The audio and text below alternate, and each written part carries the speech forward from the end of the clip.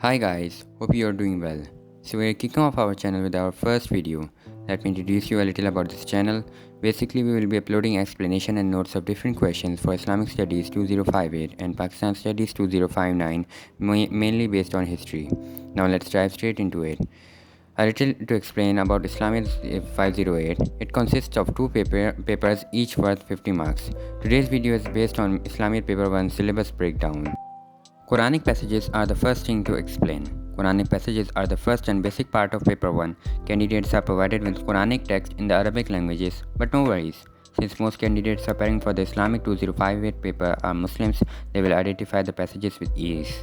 However, it is recommended to memorize the Quranic passage reference number as questions will be assessed from these, which we will discuss later on. Also, translation will be provided for candidates' help.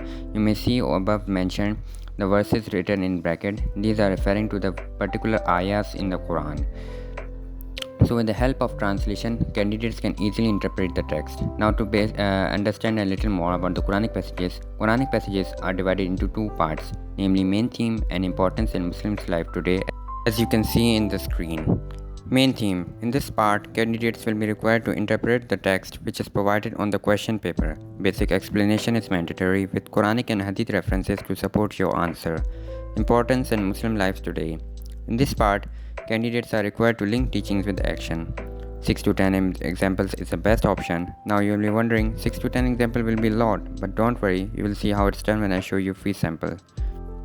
Now the second part is history and importance of Quran. First question in this part is compilation of Quran. You have to mention 3 stages of compilation of Quran. First during the time of prophethood, second in Abu Bakr's caliphate, third in Uthman Rizata's caliphate. Now the question can be asked from anywhere, from any of the periods. Second question is the revelation of the Quran from 610 to 632 AD, basically the whole lifetime of prophethood. It includes modes, nature, Makkan and Madanian surahs. Third is the most famous incident of all, experience of the first revelation in cave of Hira. Basically, all people are familiar with it. Fourth includes circumstances of revelation, like it says in which cases the surahs were revealed. The fifth is the major themes of Quran. Now back to the Quranic passages, I had mentioned that there are 3 themes in the Quranic passages. First, Allah in Himself. Second, Allah's relation with His created world. And third, Allah's relation with His messengers. Now these questions will be assessed from these topics.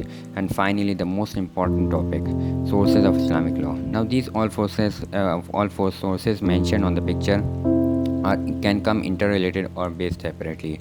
Quran and Hadith question comes frequently together interrelated, while some questions come all 4 sources together. Qiyas has never been tested alone. Hadith have been tested a few times, Quranic passages have been tested a few times, Ijma have been tested 1 time and maybe 2 times, one in 2017 which had 3 parts in it. Now the most important thing about to tell this is that they can be tested in both papers. They can be tested in paper 1 and in paper 2 too. So you will not dare to miss these topics, as these are most important. Now the most important part of the paper 1 is the life and importance of Holy Prophet, which is indeed important to us in our daily lives too. Life and Prophet is divided into 2 topics, life in Makkah and life in Medina, basically school journey. First question arrives in life in Makkah is the life before revelation. It includes his upbringing, his learning languages, his journey to Syria, and the sacrilegious war Harb al-Fijar, a treaty signed after that, and his role and his important role in the rebuilding of damaged Kaaba. Now the second question becomes the stages of preaching. When he was granted formally prophethood in the cave of Hira, he started preaching secretly. This includes that whole part. Then the third question becomes about the opposition and persecution. When the Prophet ﷺ declared his prophethood openly at the Safa Hills in Makkah, the Quraysh rejected him ridiculously and persecuted him very harshly and his followers. So this includes all that part in this question. Migration to Abyssinia. When the persecutions got intensified from the Quraysh, Prophet ﷺ therefore allowed some of his followers to migrate to Abyssinia, as he knew the king Negus, the ruler there, was a fair and a good ruler. Visit to Taif. When the Quraysh had rejected Islam and the spread of Islam had completely come to a halt, Prophet ﷺ looked for another venue, so he decided to preach Islam in another town of Hijaz, Al-Taif. Isra al-Miraj. You all are familiar with this event. Question 7. Pledges of Aqaba.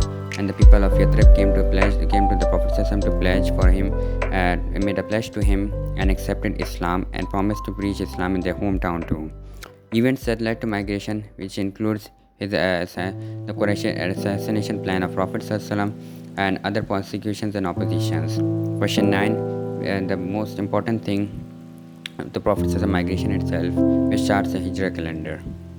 Second part of the life and importance of Prophet ﷺ is life in Medina. First question is about events following the Prophet's arrival in Medina. It includes the arrangement that the Prophet ﷺ made after arriving in Medina, the building of Masjid Nabawi, the treaty signed with the Jews, including the Charter of Medina, the bond between Ansar and Muhajirin, and the introduction of Azan, the most important thing. Moving towards 2 years after Hijrat comes the question Battle of Badr, the whole incident. After that, the Quraysh revenge, Battle of Uhud, in which the Muslims got defeated. Moving towards the 5 age, in which Muslims got another revenge on the Quraysh, not basically another revenge, the second victory in Battle of Trench. Moving towards 6 years after Hijrat, Treaty of Hudaybiyah, a peace signed between Quraysh and the Prophet ﷺ. Moving towards the Khaybar expedition, Battle of Muta. Khaybar expedition includes the battles against the Jews who had settled in Khaybar and Oasis. Battle of Muta includes the war with the Romans. Now, moving towards 8 years after Hijrah, when the Quraysh broke the Treaty of Hudaybiyah and the Prophet ﷺ was forced to march into the Makkah, Battle of Hunain and Siege of Taif. Now these questions can come together or can be assessed separately. And basically last question, the final year, which includes the whole farewell pilgrimage and its farewell famous sermon delivered on the Mount of Mercy. Now 3 more questions assessed in the life and importance of Prophet ﷺ. Question 11, relationship with non-Muslims and other states. This includes other relationship with other states and the Quraysh. Question 12, qualities and Prophet as a role model. You can understand by its title, it mentions the qualities of the Prophet ﷺ as a role model for Muslims. Question 13, role of women in Islam as wives, mothers and daughters. Basically importance of women. Now moving towards the last part, the first Islamic community. These are just topics, but there can be various questions assessed from these topics. Now the 10 blessed companions include 10 companions, but most important being are the 4 caliphates. Now the caliphates have not to be mentioned in paper 1, they are only mentioned in paper 2. Some confusion is there, which I had to when I was giving the O-level paper, but it was cleared. So to again clarify, the 4 caliphs, the 4 rightly guided caliphs, the caliphate will not be included in paper 1. Only their achievements and their duties made towards Islam in the lifetime of Prophet ﷺ includes this. Now the leading companions includes Hazrat Hamza, Hazrat Jafar, Hazrat Khalid bin Walid and few more.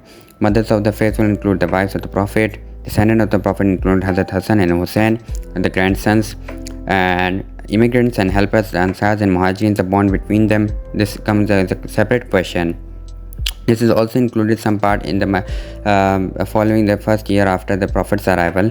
And the last question, the scribes of divine revelation, the scribes who wrote down every Quranic revelation heard from the Prophet.